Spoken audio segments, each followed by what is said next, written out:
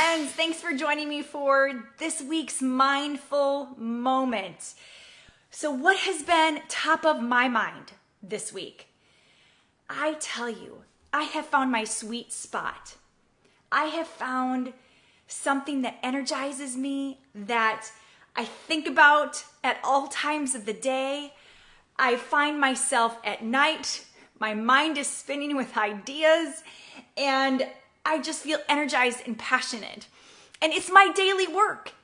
It's my job. It's the teams that I support. It's continuous improvement. It's coaching. It's mentoring. It's all of those pieces of helping other people come into the fullness of what makes them tick and thrive in the workplace and what they do. And then they in turn help other people find the magic, find the sweet spot, find the why behind why they show up every day for work.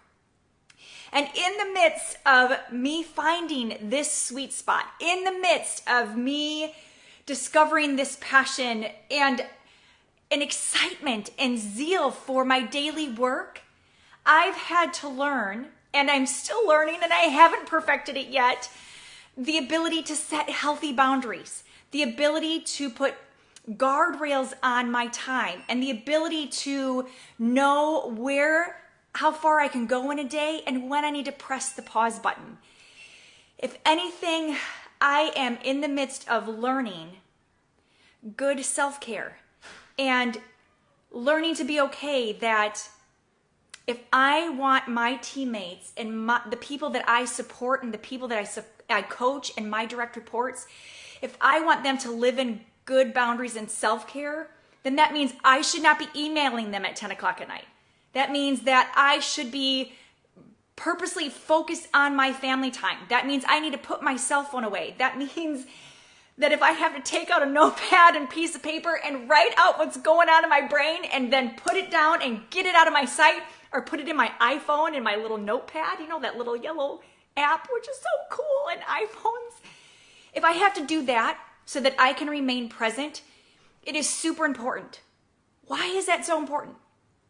Because all this passion and energy right now that I feel in my job will get me to a place of complete burnout if I don't take the time to pace myself. If I don't take the time to pause. If I don't become intentional about stepping away and taking a break.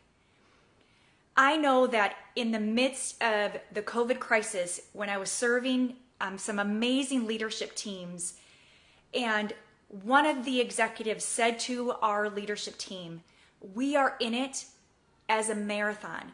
We must know how to pause. We must know how to step away. We must know how to keep ourselves healthy, and we must rest for the sake of making it to the end, for the sake of being able to stay resilient and thrive and bring the best of who we are to every single moment of our daily work. And to hear that coming from a top leader, a top executive, and then seeing the other leaders that caught that vision and understood that and recognized that, and they also in turn communicate that and support that to their teams that they lead, it builds in a team that has resilience, that team that can thrive, a team that can remain at a level of intensity and creativity and innovation, because we are giving them permission to step away. We're giving them permission to stay healthy. We're giving them permission to go and be with their families and turn off their cell phones and don't check work emails, so that when we get them in the workplace, they are full of life and creativity and innovation, the very things that we hired them for, the very things that we want out of them, because we are, just as much as we need that, we are encouraging them to take pause and be present with their teams and their families, to be present with their families. Have I mastered this? No. Am I working on this? Yes. Do I need to be reminded about this from my leaders and the teams that I support? Yeah, sometimes, because I love it. You get caught up in a project. You get caught up in something that has So much potential to change the world. Da, da, da, da. But yet, we need to make it to the end.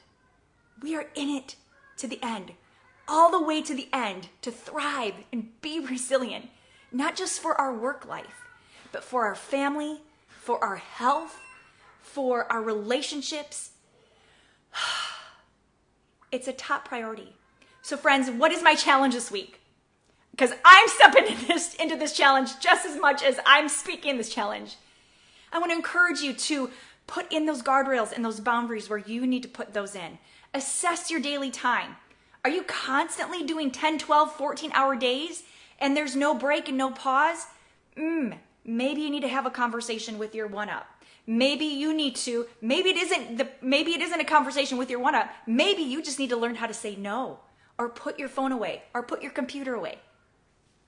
Yeah, challenge accepted. I want to have healthy boundaries in my life so that I can bring the best of who I am to my workplace, so that I can bring the best of who I am to my family, so that I can bring the best of who I am, all this in here, to my everyday life. So friends, I want to encourage you to take that challenge with me. If you've learned something in that journey, in that path of setting boundaries, I want to hear about it. What's worked for you? I want to hear your story, because it's in your story and in your journey that we can all learn and grow from and thrive in our everyday life. So friends, I just want to say thank you so much for tuning in today. And until next time, have an absolutely wonderful, wonderful day.